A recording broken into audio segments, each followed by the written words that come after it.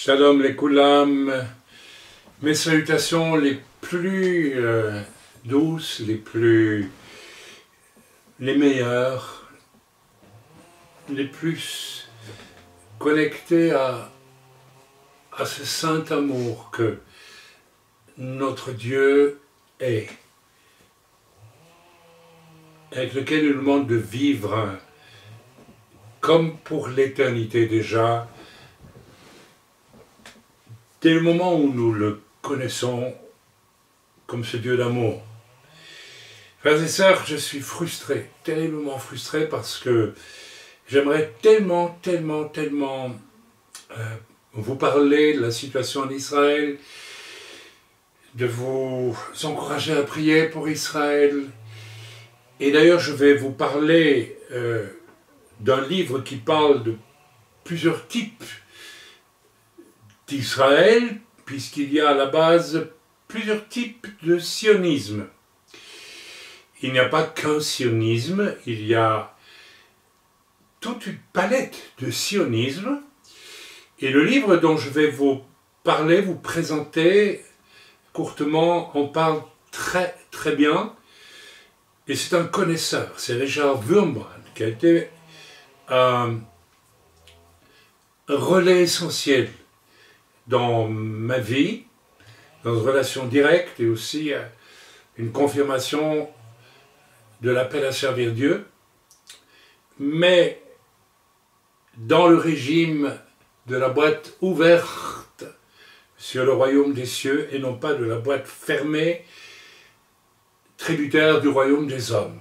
Nous en avons parlé ce Shabbat passé, et j'ai perçu clairement qu'en parlant de cela Shabbat dernier, comme j'en ai parlé depuis pas mal de temps maintenant, j'allais atteindre une limite pour certains qui ne voudraient plus entendre parler de ces choses. Alors, je suis frustré de ne pas être en Israël et de ne pas vivre un sionisme qui est positif, dont Wurmbrand parle dans le livre que je vais vous présenter, mais je suis obligé de me soumettre à ce que l'Esprit de Dieu me fait vivre. Le Seigneur nous a demandé de revenir en Europe, où nous travaillons un projet très ancien, qui a une portée très lointaine, et auquel je dois m'appliquer. Je ne rentrerai pas dans les détails,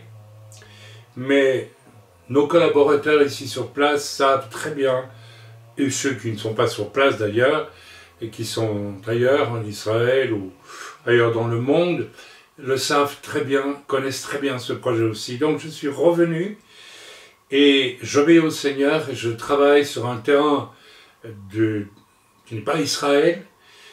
Et c'est vrai que mon cœur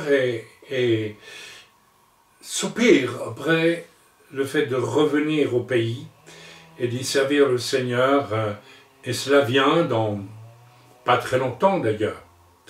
Voilà, donc je voudrais, toujours dans la foulée de Apocalypse vainqueur, point d'interrogation, intituler ce message, donc Apocalypse vainqueur, point d'interrogation, Karl Marx et Satan, les différents sionismes. Karl Marx et Satan, virgule, les différents sionismes. Je vais, non pas moi aborder, mais commenter courtement le fait que Richard Wurmbrand, un homme qui avait beaucoup de recul et beaucoup de connaissances bibliques étant juif et pasteur luthérien, donc chrétien, n'est-ce pas, était tout à fait à même de parler du sionisme. Et dans ce livre que je vais vous présenter dans quelques secondes, eh bien, il décrit plusieurs sortes de sionisme possibles. Donc il est important, il parle même d'un sionisme à base satanique, carrément. Mais il parle aussi d'un sionisme ultra légitime, puisque le peuple d'Israël a droit à la terre que Dieu lui a prêtée, je dirais, confiée. Entre les deux, vous avez toute une gamme de sionisme dont Wurmbrand parle. Mais Wurmbrand, dans ce livre que je vais vous présenter, parle de beaucoup d'autres choses. Donc je vous parle qu'il faut absolument lire, car ce qui s'est passé du temps de Wurmbrand n'a pas changé.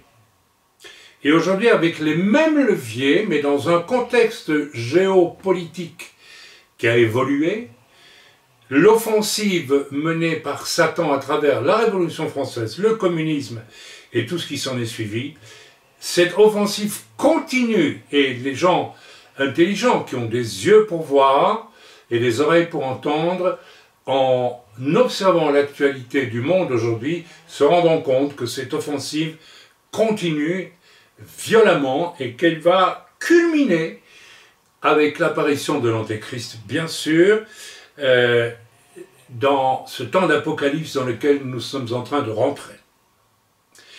Alors je vous présente le livre, le voici, je le montre à la caméra, je ne sais pas si vous le voyez suffisamment, mais il s'intitule Karl Marx et Satan de Richard Wurmbrand. Je crois que tout le monde connaît Richard Wurmbrand, je ne vais quand même pas passer mon temps à le présenter, je l'ai connu personnellement et il a été pour moi un père spirituel très sévère pendant une semaine où nous nous sommes côtoyés.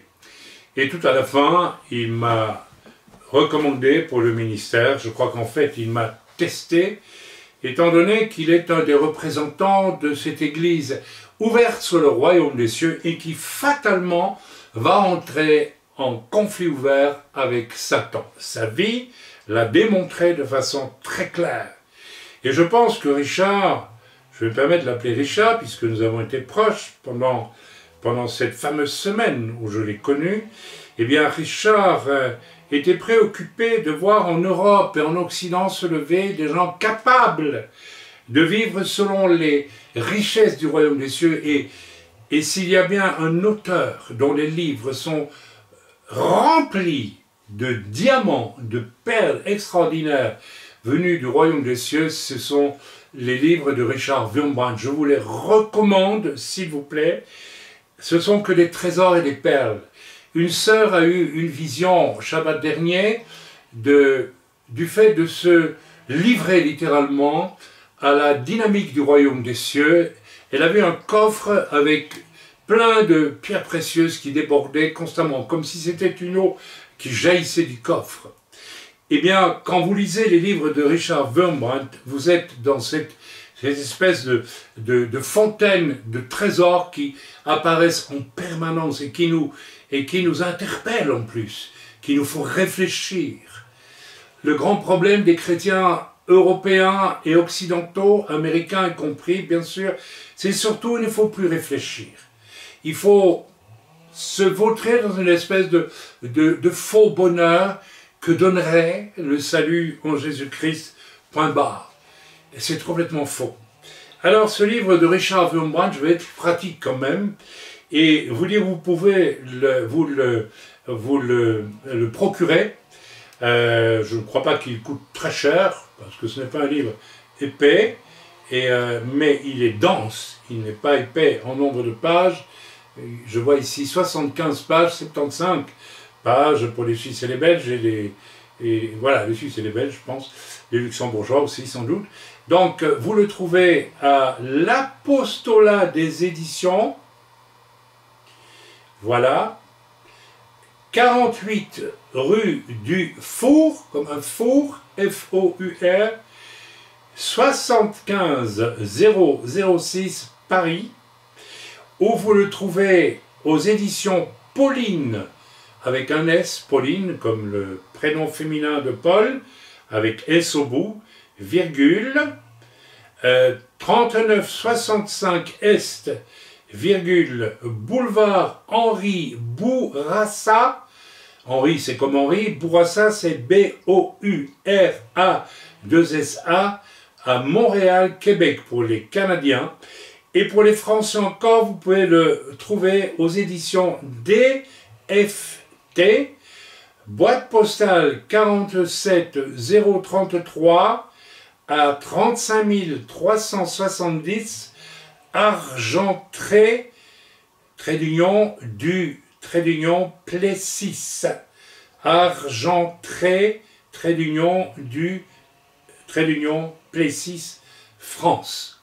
Voilà, donc je vous donne toutes ces adresses parce que je vous recommande instamment de lire ce livre Karl Marx et Satan par le pasteur Richard Wurmbrand, parce que ce livre est tout à fait à lire compte tenu du contexte dans lequel je vous parle maintenant depuis plusieurs semaines. Être un vainqueur va impliquer aussi connaître les profondeurs de mon ennemi. Beaucoup de chrétiens, dès que l'on parle de satanisme ou de possession démoniaque, de démonisation, je le vois dans le regard, dans les paroles, ont une espèce de recul qui fait que ces mots-là sont entourés d'un halo d'imprécision qui en fait veut dire on ne veut pas trop savoir. C'est une erreur. Combattre un ennemi, être dans le camp de ceux qui sont ouverts au trésor du royaume des cieux, ce n'est pas juste pour en jouir, non, pas du tout. C'est pour les répandre sur une terre où le diable a ses casernements. Et donc il faut connaître notre ennemi.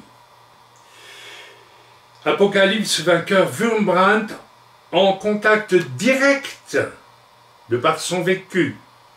Pour ceux qui connaissent Wurmbrand, je suppose que tout le monde connaît Wurmbrand, les 13 ans qu'il a passé en prison, les 14 ans, me dit mon épouse, qu'il a passé en prison, les tortures qu'il a subies, les choses horribles qu'il a, qui sont absolument sataniques, qu'il a connues avec beaucoup d'autres dans les pays de l'Est, les fondements du communisme, du marxisme, parce qu'il n'y a pas de communisme sans Marx, sans Hegel et sans d'autres personnages, n'est-ce pas, qui font partie de la nébuleuse Marx et qu'il faut découvrir. À travers ce livre, vous les découvrirez avec précision et vous comprendrez beaucoup de choses. Vous comprendrez qu'il y a toute une espèce de génération de l'époque, y compris Marx, Marx était juif, mais Marx était le fils d'un juif converti au protestantisme, et Marx a eu une enfance, une adolescence profondément chrétienne. Alors, très étrangement, d'une manière presque incompréhensible, il y a eu un virage vers ses 14, 15, 16 ans par là, et il est devenu sataniste. Il n'est pas devenu seulement quelqu'un qui s'éloigne de Dieu, comme on pourrait le dire, pour jouir de la vie, etc. Mais il est passé de l'autre côté du miroir et il est devenu sataniste. Wurmbrand le déchiffre ce parcours très bien et il faut se rendre compte que, n'est-ce pas, eh bien, le marxisme, le léninisme, puisque Lénine va être le premier, après Marx, à continuer cette œuvre du marxisme, n'est-ce pas? Eh bien, ils sont généralement à fondement sataniste. Ceci est extrêmement important. Voilà, donc, lisez ce livre et vous découvrirez que, en réalité, c'est ça qui est assez extraordinaire, c'est pas extraordinaire, mais en réalité, Wurmbrand en parle aussi, la première catastrophe ouvertement sataniste dans l'histoire du monde, je veux dire ouvertement sataniste, c'est la Révolution française, et il y a longtemps que pour ma part, j'ai compris que sans Révolution française, il n'y aurait probablement pas eu de révolution communiste. Il y a donc un fondement satanique à la Révolution française qui se retrouve, c'est pas exactement le même, mais c'est les mêmes leviers, si vous voulez, mais comme je l'ai dit, le contexte géopolitique de la Révolution française est différent du contexte géopolitique de la Révolution soviétique, par exemple. Tout à fait autre chose. Le contexte est différent, mais les leviers sont les mêmes. La base est sataniste. De là, vous comprendrez aussi, si vous avez les yeux ouverts et les oreilles attentives, vous allez comprendre en lisant ce livre, et vous allez comprendre les ferments de ce satanisme à l'œuvre et qui se manifeste à travers le contexte géopolitique de notre temps, que ce sont les mêmes leviers qui se manifestent aujourd'hui, et peut-être encore plus gravement qu'à l'époque communiste. Nous parlons de Poutine, mais Poutine est simplement un réveil de ces choses, un réveil, si j'ose dire. Tout le monde sait que la mère de Poutine est une sorcière ou était. On ne sait pas grand-chose de son père. Il y a déjà là un fondement qui indique une disposition. Alors je ne prétends pas ici, parce que je n'en ai pas fait d'études et je n'en ai pas la preuve, que Poutine est un sataniste, mais nous savons tous que dans les coulisses du Kremlin, il y a un homme absolument sataniste, et satanique en tout cas, dont le nom m'échappe maintenant, mais qui est le proche conseiller spirituel de Poutine. Il en a été de même à l'époque du tsar Nicolas, et de son épouse, qui était allemande, de la noblesse allemande, et qui a eu la faiblesse de laisser un homme comme Rasputin, qui était, lui, un évident sataniste, plus que satanique, il était de toute évidence un sataniste, et ça a amené quelque chose d'horriblement néfaste dans la Russie de l'époque, et ça a provoqué la chute du tsar. Quand le diable s'est bien servi de ces démons, ou plutôt des hommes qui se laissent manipuler par des démons, par le diable, il finit par détruire ces hommes. C'est très clair. Donc le sort d'Adolf Hitler était scellé, le sort de Staline a été scellé, et il est mort de façon atroce, etc., etc. Et il en est ainsi de tous les tyrans dont les fondements sont sataniques, voire satanistes. Voilà. Vous apprendrez par exemple dans ce livre que les communistes de base, et je l'ai déjà dit, et de fond, ne sont pas, comme on peut le penser, matérialistes en opposition à un monde spirituel. Non, ils sont matérialistes parce qu'ils croient en Dieu et qu'ils ne veulent pas de Dieu. C'est ce que Wurmbrand va démontrer. C'est beaucoup plus vicieux que ce que l'on peut imaginer. Ce n'est pas simplement une pause, disons, philosophique. Je suis matérialiste, je ne crois pas en Dieu, je jouis de la création, point barre. Ça, ce serait un point de vue qu'on pourrait qualifier de philosophique. Mais c'est plus profond que ça, c'est plus vicieux, si j'ose m'exprimer ainsi que cela, puisque en réalité, Marx croyait en Dieu. Et puis soudain, Marx va se lever contre Dieu. Mais sa croyance en Dieu, comme le dit Wurmbrand très bien dans son analyse, va demeurer, va continuer à apparaître. Plus il va lutter contre Dieu, plus sa foi en Dieu apparaît en filigrane. C'est assez extraordinaire à suivre dans le livre de Wurmbrand. Et si vous êtes spécialiste si vous voulez vous faire spécialiste n'est-ce pas, de la question, eh bien, vous le découvrirez encore mieux. Donc, c'est tous ces militants communistes qui vont paraître après.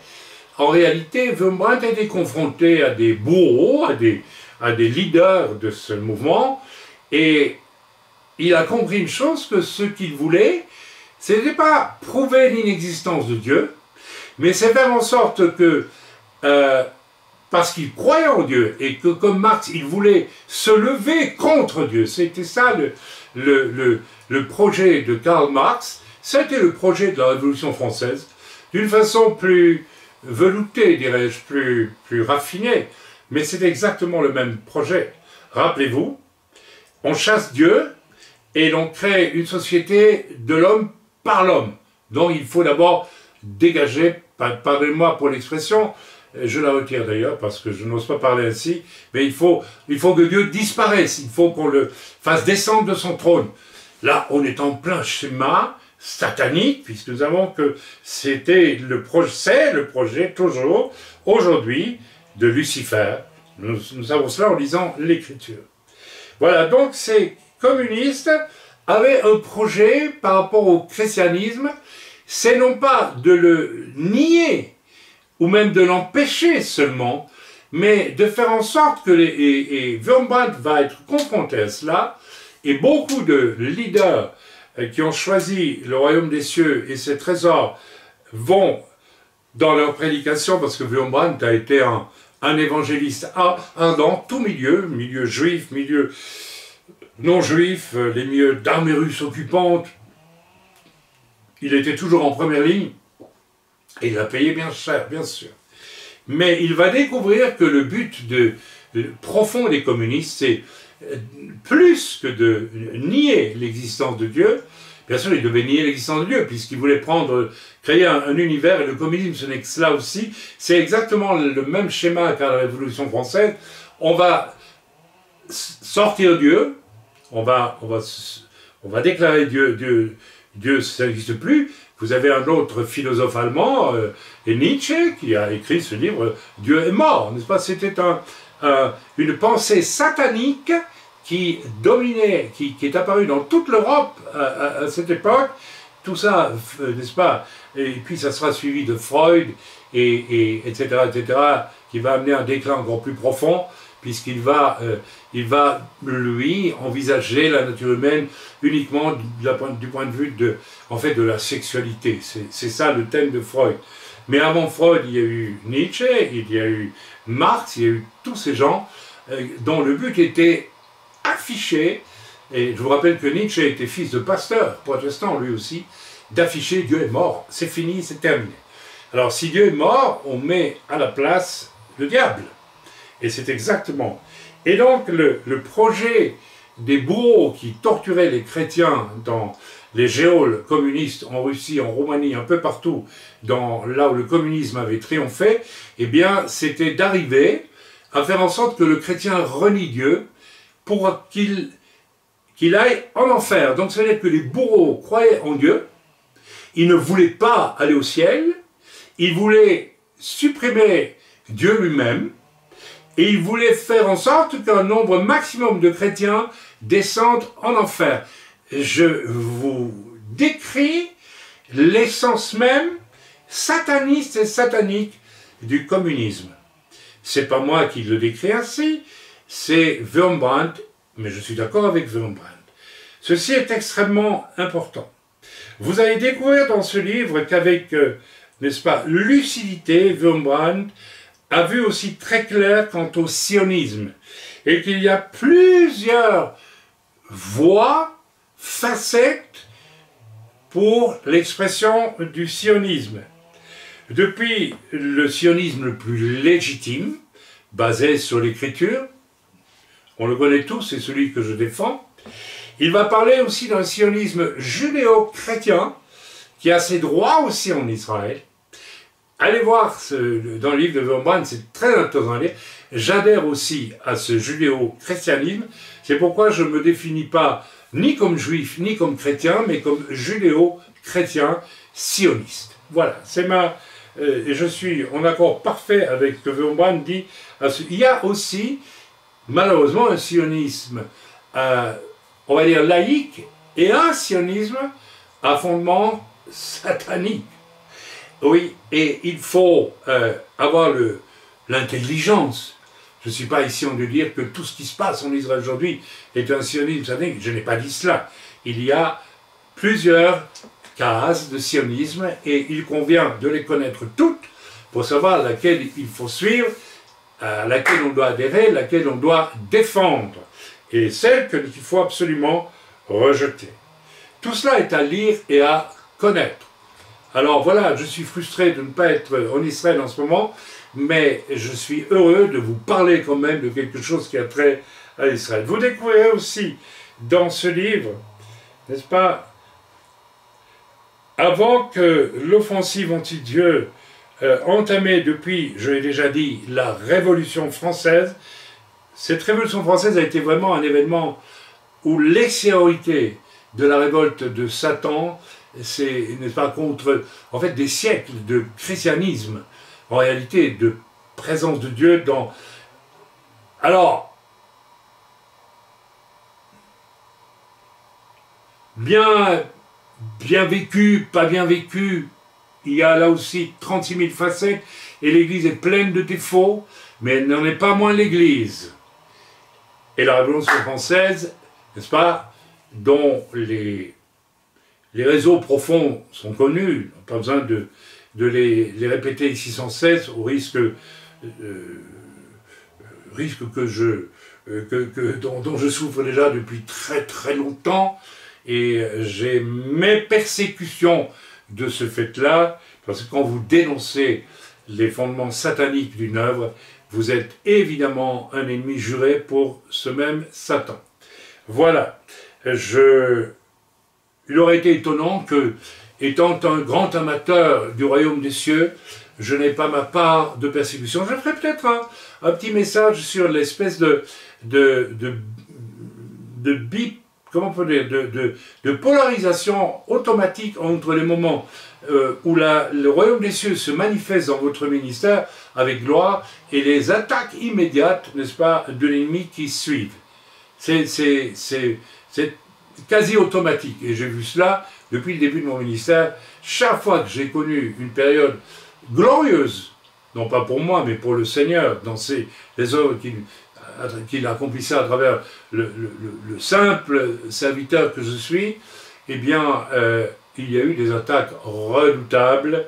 J'y viendrai peut-être prochainement pour, non pas me plaindre, mais pour peut-être vous préparer au fait que si vous décidez à vivre le royaume des cieux et non plus le royaume de la boîte fermée des humains, eh bien, vous devez vous attendre aussi à une confrontation, mais n'ayons pas peur, parce qu'au final, quelle que soit la persécution, nous en sortons vainqueurs parce que celui qui nous a sauvés a été persécuté lui-même et en est sorti vainqueur, et c'est donc une garantie. Si lui est sorti vainqueur, nous sortirons vainqueurs. Wurmbrand est sorti vainqueur finalement de cette incroyable épopée, triste épopée, comment dire, saison de 14, 15, 20 ans dans les geôles communistes. C'était absolument abominable. Vous découvrez donc que l'offensive anti-Dieu, entamée depuis la Révolution française et puis la Révolution communiste, continue aujourd'hui même. Les leviers sont les mêmes, mais c'est un contexte géopolitique différent qui doit être observé pour découvrir derrière les mêmes leviers à valeur sataniste ou satanique ce qui se passe aujourd'hui, et qui n'est que la préparation pour quelque chose d'encore plus satanique, et qui va culminer avec l'antéchrist qui va paraître. Donc il est important de peut-être lire ce livre de Karl Marx et Satan, puisque vous y trouverez des éléments qui vont vous permettre aussi, si vous avez de la sagesse, de l'intelligence, les yeux ouverts, de comprendre un peu dans quel univers nous vivons en ce moment, et quelle place nous devons y prendre. Encore une fois, nous avons le choix, n'est-ce pas? Et vous découvrez aussi dans ce livre, et à travers le témoignage de Wurmbrand, dont je vous recommande tous les livres, qu'il y a deux voies pour proclamer le Seigneur. Celle qui vous confronte au royaume de Satan, du fait que vous travaillez avec les choses du royaume des cieux, et non pas du royaume des hommes, et que vous êtes donc confronté au royaume de Satan, avec la certitude de possibles souffrances. Vous savez, Wurmbrand raconte dans un de ses livres qu'un jour, dans ce livre-là, il raconte qu'un jour un pasteur pentecôtiste en Russie, je pense, a exorcisé une personne d'un démon ou de ses démons, et un des démons, en sortant de la personne, a déclaré à ce pasteur « Toi, je vais te détruire, je vais te tuer ». Et peu de temps après, ce pasteur a été mis en prison par les communistes et on a décidé de le tuer. Et l'officier qui dirigeait le peloton d'exécution, donc avec le fusil, eh bien, au moment où il allait commandé, n'est-ce pas, l'exécution, a dit ouvertement, cette fois j'ai gagné, j'ai fait ce que j'avais promis de faire. Donc cet officier russe communiste était habité du démon que ce passeur avait chassé et qui avait promis de le détruire. Vous savez, il ne faut pas s'étonner de choses comme celle-là, et c'est bien que ce soit William Branham qui en parle, parce qu'au moins, là, on va dire, on va faire attention quand c'est William Branham qui parle. Mes frères et sœurs, nous sommes tous appelés à risquer ce genre de situation. J'ai, dans les premières années, les toutes premières années, peut-être les 2 premières années de mon ministère, été confronté à un ex-sataniste qui avait pratiqué des choses abominables dans une rencontre sataniste. Je n'en dirai pas plus, c'était de très très haut niveau.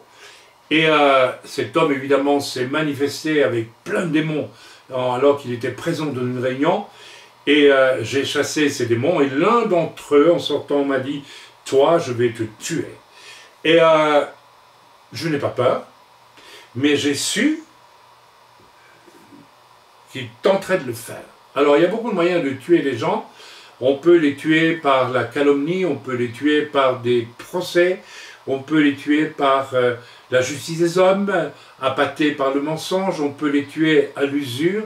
Je connais pour ma part ce que signifie la mort lente par l'usure.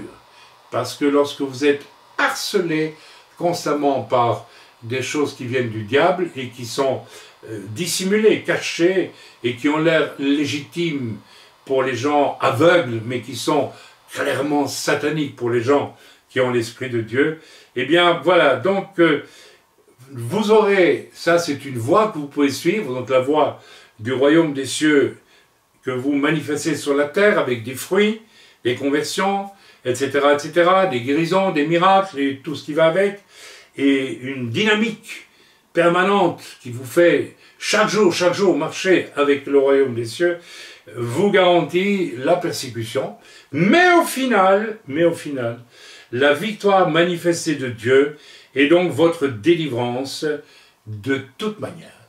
Ça, c'est la voie de la boîte ouverte pour le royaume des cieux. Et il y a une deuxième voie, celle du bon ordre apparent, en monde de boîte fermée, avec ses vices, oui, ses vices, que nous allons à nouveau, dans le message suivant, démontrer et, n'est-ce pas, discerner en Matthieu 23. Et donc, je vais m'arrêter là pour ce message. Je vous invite à écouter le suivant, une lecture de Matthieu 23, qui, à elle seule, va confirmer complètement tout ce qui est annoncé depuis des semaines concernant le fait d'être un vainqueur. Et qui va confirmer à fond, c'est l'Écriture ici qui va confirmer, et d'une manière magistrale, qu'il y a bien 2 boîtes, une boîte ouverte sur le royaume des cieux, une autre ouverte sur le royaume de l'homme, qui a les apparences des choses de Dieu, mais qui n'en a que les apparences. Je vous invite à venir écouter le prochain message.